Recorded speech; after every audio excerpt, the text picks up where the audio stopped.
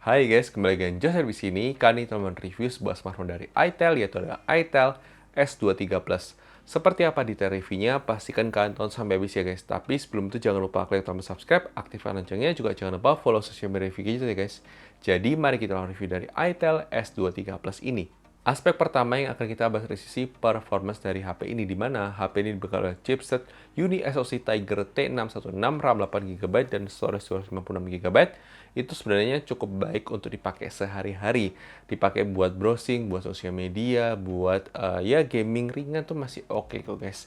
Untuk game sendiri kita coba 3 game sih lebih tepatnya. Kita uji coba game Mobile Legends. Kalian bisa lihat untuk settingnya, level playable-nya, durasi baterainya semua di layar kalian. Kalian juga bisa lihat untuk rata-rata FPS-nya di layar kalian. Kemudian kita coba menggunakan game PUBG Mobile. Nah, di sini kalian bisa lihat settingnya, level playable-nya, durasi baterai semua di layar kalian. Dan di sini kita masih ada menemukan bug untuk rata-rata FPS-nya itu kita cuma bisa dapat di 25 FPS mentok ya guys. Dan kita nggak tahu itu perlu diperbaiki oleh itel dari sisi bug software-nya. Kemudian dari sisi game Genshin Impact, kalian bisa lihat untuk settingnya, level playable-nya, durasi baterai semua di layar kalian. Dan kalian bisa lihat untuk rata-rata FPS-nya. Overall sebenarnya HP ini masih bisa diajak bermain game, tapi memang bukan untuk game yang berat-berat banget. Genshin pun itu sebenarnya masih agak sedikit ya cukupan saja ya guys. Dan di sini kita bisa lihat untuk performance harian pun sebenarnya masih kadang-kadang ada sedikit stutter. Itu kayaknya mungkin karena optimalisasi software yang masih belum optimal ya guys. Terus kemudian untuk benchmark sendiri bagaimana, kita coba menggunakan Geekbench, kalian bisa lihat skornya di kalian. Kemudian kita coba menggunakan 3D Mark Wildlife Extreme Stress Test, kalian bisa lihat skornya di layar kalian. Dan terakhir kita coba menggunakan PC Mark, kalian bisa lihat skornya di layar kalian. Overall ini adalah HP yang memang bukan ditujukan untuk performance user ya guys. Dan memang ini cukup untuk daily use aja ya guys untuk performance-nya. Kemudian aspek berikutnya yang kita bahas dari sisi kameranya, di mana kualitas kamera dari itel S23 Plus ini menurut kita sih termasuk cukupan saja ya guys. Jadi bukan yang bagus banget atau bukan bagus, tapi ya cukupan untuk kelas harganya masih oke, masih acceptable dari segala benefit yang ditawarkan dibandingkan dari sisi kualitas kameranya ya guys. Kalian bisa lihat untuk sampel foto dan videonya setelah ini. Oke guys, kali ini kita menguji coba kamera depan dari itel S23 Plus. Jadi seperti ini untuk kualitas kamera depannya. Gimana menurut kalian untuk kualitas kamera depannya? Apakah menarik atau tidak? Silahkan tulis di kolom komentar. Kalau menurut kita sendiri untuk kualitas kamera depannya termasuk cukup baik untuk kelas harganya. Meskipun memang dia hanya bisa merekam 1080p, memang ya wajar ya guys. Itu wajar banget untuk kelas harganya, itu bagus banget ya guys. Dan tapi ya menurut kita kualitas gambarnya termasuk oke kok guys. Meskipun memang bukan yang terbaik, tapi menurut kita sih ini oke untuk kelas harganya. Tapi ya silakan tulis kolom komentar mengenai kualitas kamera depan dari itel S23 Plus ini ya guys. Oke guys, ini dia adalah perekaman kamera belakang dari itel S23 Plus. Kalau kita gunakan buat perekaman video, di sini kalau kita gunakan buat perekaman video, kalau misalnya kalian pegang tangan, ini kita pegang tangan, memang agak kurang stabil. Memang wajar ya guys untuk kelas harganya ini tidak punya OIS, tidak punya ACE, ya wajar ya guys. Harga 2 juta lebih sedikit, atau kalau kalian dapat di harga first sale-nya yang harganya 1,9 juta itu benar-benar worth it sih guys. Maksudnya kualitas gambar ini masih bisa dimaklumin, masih bisa oke. Dan kualitasnya juga tidak jelek-jelek banget dan oke kok guys. Menurut kita sih malah warnanya juga ini, kalau kalian lihat ini warna rumputnya itu juga natural sesuai dengan warna aslinya. Jadi untuk kualitas warna juga termasuk oke. Meskipun memang agak sedikit jitter sedikit kalau misalnya kita gunakan seperti ini. Ya, untuk geser ke kiri ke kanan agak jitter sedikit, tapi masih oke lah guys untuk kelas harganya. Tapi silakan terus komentar mengenai kualitas kamera belakang dari itel S23 Plus ini ya guys.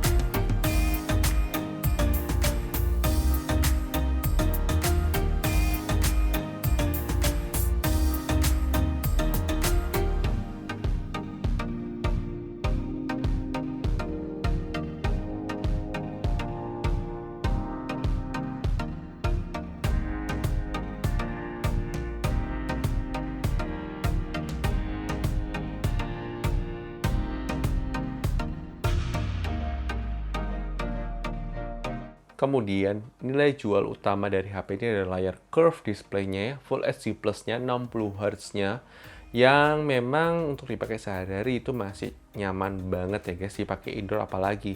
Kalau dipakai outdoor dia memang punya keterangan brightness itu maksimal di 500 nits, tapi kita uji coba dipakai di outdoor, di bawah terik matahari, itu masih cukup terlihat dibandingkan layar IPS yang memang brightness-nya setara ya guys.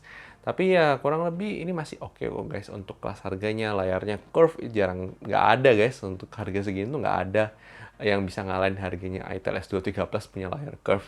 Ini adalah HP layar curve termurah ya guys. Kemudian dari kualitas single speaker di HP ini termasuk kencang dan termasuk oke guys.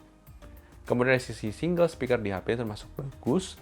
Kalian bisa dengarkan di video unboxing karena menurut kita ini termasuk kencang ya guys untuk audionya. Kemudian untuk baterai life sendiri, HP ini termasuk awet, bisa banget buat dipakai seharian pemakaian, itu pasti aman banget untuk HP ini ya guys. Kemudian untuk charging sendiri, HP ini memang tidak dibekali oleh kepala charger berapa watt pun. Tapi memang sebenarnya official itu men-state official support 18 watt. Tapi setelah kita uji itu memang bisa tembus sampai 19 watt. Itu menarik banget ya guys. Jadi itu sesuatu hal yang bagus. Dia melebihi dari yang ditawarkan secara iklan. Itu cocok banget buat itel S23 Plus. Kemudian HP ini sudah punya on-screen fingerprint scanner yang sangat langka di kelas harganya. Kemudian sudah ada face unlock, sudah ada NFC juga ya guys. Kemudian dari sisi desain, menurut kita sih termasuk bagus, meskipun memang agak disayangkan dari sisi desain LED flashnya ini, kenapa harus dilingkarin lagi. Build quality-nya juga bagus, dan itu sudah nyaman banget buat dipakai sehari-hari ya guys. Beberapa catatan yang perlu kalian ketahui ketika beli HP ini, dimana yang pertama, HP ini wideband-nya masih L3. Jadi kalau kalian pakai buat nonton Netflix, maksimal di 540p, jadi tidak bisa nonton di HD atau Full HD ya guys. Kemudian HP ini masih belum support virtual background zoom yang memang wajar karena keterbatasan dari chipsetnya ya guys. Kemudian HP ini tidak punya headphone jack 3,5 mm ya guys. Kemudian HP ini tidak memiliki slot micro SD. Jadi kalian cuma bisa pakai untuk dual SIM card aja, tapi storage-nya 256 GB harusnya sih sudah lebih dari cukup ya guys untuk kelas harganya ya guys.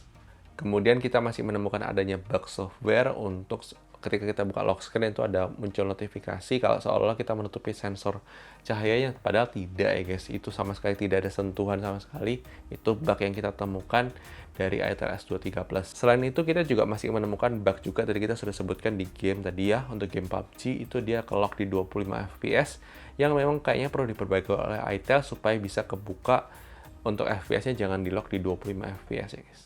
Kemudian HP ini itu sudah menggunakan Android 13 dan infonya itu mendapatkan jaminan update software selama 2 tahun.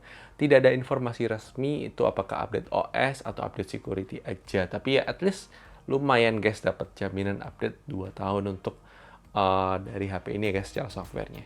Kemudian dalam paket penjualan dari HP ini memang tidak disertai oleh kepala charger, kita sudah mention juga, dan itu mungkin akan menjadi pertimbangan bagi sebagian orang, tapi sebenarnya sih nggak ada masalah ya guys, kalian beli aja kepala charger nggak terlalu mahal kok guys. Kemudian manajemen panas di HP ini memang kurang oke untuk gaming dalam jangka waktu tertentu itu memang gampang panas ya guys. Kemudian HP ini setelah update itu mendapatkan fitur Dynamic Bar yang memang menurut kita fungsionalitasnya itu sangatlah terbatas untuk charging, untuk face unlock, untuk sekedar having fun aja, tapi nggak ada untuk fitur notifikasi yang memang itu sampai sekarang kita masih belum menemukan brand manapun yang menggunakan istilah-istilah seperti itu memberikan untuk yang notifikasinya. Tapi ya kembali lagi, menurut kita sih itu lebih ke gimmick sih kalau sekarang ya guys. Itu dia dari detail review dari HP itel S23 Plus ini. Kalau menurut kita sendiri ini adalah HP yang sangat layak untuk dibeli kok guys untuk kelas harganya. Kalau kalian memang incer untuk penggunaan layar curve display-nya, kalian incer memang untuk penggunaan desainnya, kalian incer memang untuk layar AMOLED di harga 2 juta lebih sedikit ya oke guys. Tapi kalau misalnya kalian memang incer performance ready, masih banyak kok guys untuk alternatifnya. Bahkan yang lebih murah dari itel S23 Plus ini seperti itel S23 biasa saja itu punya performance gaming yang lebih powerful dibandingkan S23 Plus. Kenapa? Karena layarnya cuma HD Plus. Itu jadi sebuah kelebihan sehingga menyebabkan performance gamingnya itu lebih bagus. Dan ya ke plus minus ya guys, itu kita bisa sampaikan juga di sini ya guys. Tapi sekali lagi, ini adalah pendapat review gadget, mungkin bisa berbeda dengan pendapat kalian, tidak masalah. Silahkan tulis pendapat komentar.